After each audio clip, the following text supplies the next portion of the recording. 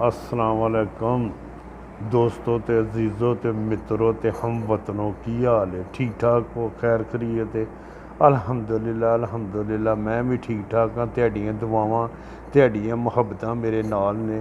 मैनूं किसी चीज़ की ज़रूरत नहीं, सिर्फ तुहाडा प्यार ते मुहब्बत होनी चाहिए है। जिहड़ी लोकी शेरो शायरी करते हैं या मेरा मतलब वीडियो चाढ़ते हैं तो कसमां ते कुरान चुकाते हैं।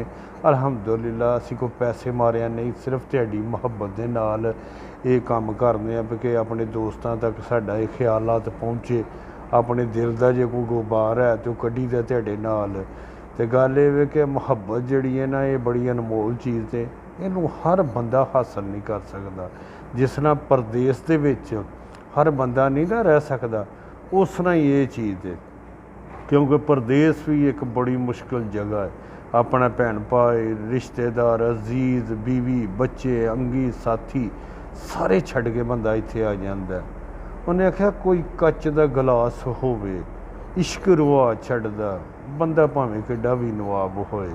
ते अपना बहुत सारा ख्याल रखियो। तो वेलकम राजपोत।